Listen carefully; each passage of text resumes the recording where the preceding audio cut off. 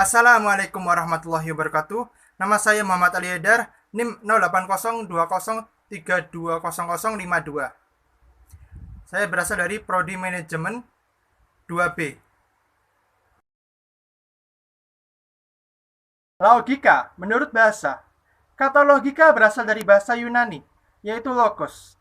Kemudian membentuk kata logikos, yang artinya adalah suatu pertimbangan akal atau pikiran yang diungkapkan dengan kata-kata atau bahasa.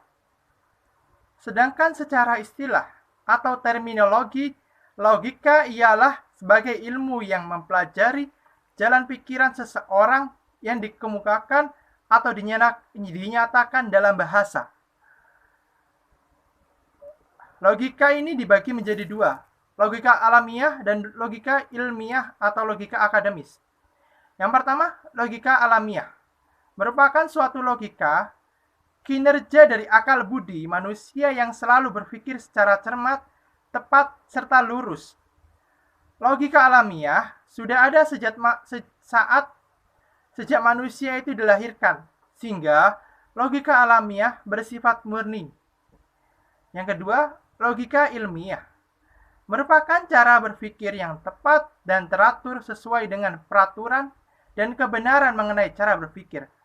Maka logika ilmiah ini akan membuat akal budi seseorang bekerja secara lebih tepat, lebih cermat, lebih teliti, dan lebih lurus.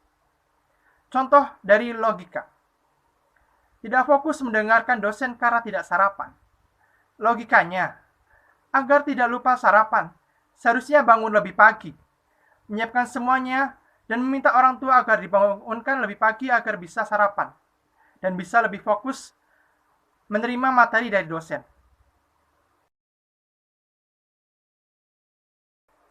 Definisi berasal dari bahasa Latin yakni dari kata definitio, yang memiliki arti penentuan arti atau pembatasan.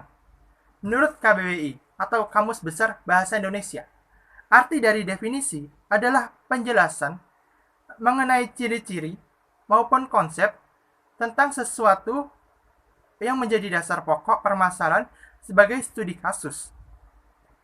Apabila ingin membuat suatu definisi, hal yang dapat dilakukan yaitu dengan membatasi arti dari suatu pengertian. Nah, ini adalah beberapa metode-metode yang ada dalam definisi. Yang satu, metode deskriptif. Metode ini adalah dengan cara menggambarkan bentuknya yang mencolok. Yang kedua, analitik. Metode ini digunakan dengan cara menguraikan bagian-bagian dari suatu objek.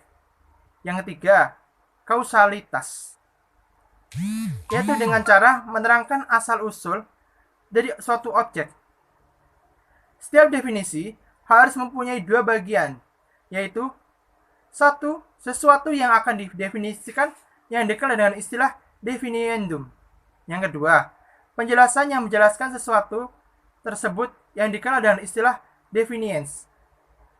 Pada tingkat ini, kita mesti periksa apakah definisi kita mencukupi segala syarat berikut. Ini adalah beberapa syarat untuk membuat definisi. Yang pertama, definisi sebisa-bisanya singkat, tetapi jangan terlalu luas atau terlalu sempit. 2. Definisi tidak boleh sirkular atau berputar-putar. Yang ketiga, definisi itu mesti general atau umum. Yang keempat, definisi tak boleh memakai metafor, ibarat, kata figuratif, penggambaran, kata yang obscurat, menggunakan perkataan gaib, samar, itu yang tidak boleh. Yang kelima, definisi tak boleh memakai kalimat negatif.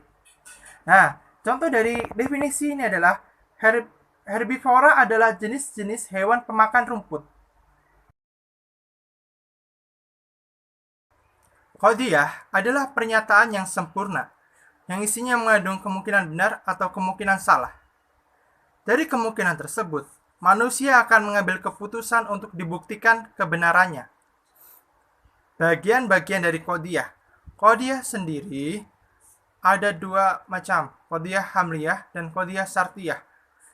Qadiyah hamliyah mempunyai 4 macam qadiyah. Qadiyah hamliyah sendiri adalah suatu qadiyah yang di dalamnya mengandung hukum yang menghubungkan satu mufrad dengan mufrad yang lain.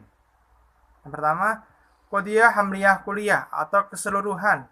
Qadiyah yang madlu'nya berupa lafaz kulli. Contoh, semua mamalia memiliki kelenjar susu. Yang kedua, hamliyah juz'iyah atau sebagian. Madlu'nya berupa lafaz kulli dan menggunakan kata kuantitas. Contohnya, sebagian alam itu ada yang hidup. Yang ketiga, hamliyah syiah atau pribadi. Qadiyah yaitu qadiyah yang subjeknya berupa pribadi tertentu. Contohnya, tono mahasiswa kreatif. Yang keempat, qadiyah hamliyah mahmulah atau tanpa kata kuantitatif. Madlunya berupa lafaz kulli dan tidak ada kata yang menjelaskan berlakunya keputusan pada tiap individu. Contohnya, orang Islam itu menunaikan ibadah sholat. Yang kedua, qadiyah syartiyah. Di dalam qadiyah syartiyah terdapat 2 macam qadiyah lagi. Qadiyah syartiyah terdapat madlu yang dinamakan muqaddam atau yang di depan, dan terdapat tempat unsur mahmul yang dinamakan tali atau yang mengiringi. Yang pertama, qadiyah syartiyah mutasyilah. Muqaddam dan talinya terkait erat. Contohnya, contoh mujabah, jika Tony pintar, ia akan diberi hadiah. Contoh dalam salibah, tidaklah jika kita makan, kita tetap lapar. Yang kedua, qadiyah syartiyah munfasilah. Muqaddam dan talinya ada atau tidak ada perbedaan.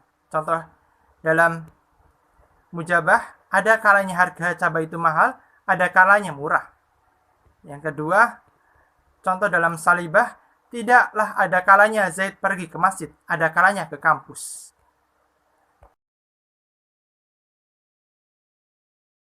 Cara membuat kesimpulan. Yang pertama, baca dan pelajari semua paragraf yang disajikan dari awal hingga akhir paragraf. Yang kedua, menentukan ide utama atau poin dari setiap paragraf. Yang ketiga, tentukan kesimpulan berdasarkan ide utama yang dibahas dalam kalimat bacaan dan paragraf yang disajikan. Nah, contoh penyimpulan ada 2. Penyimpulan langsung dan penyimpulan tidak langsung. Contoh penyimpulan langsung.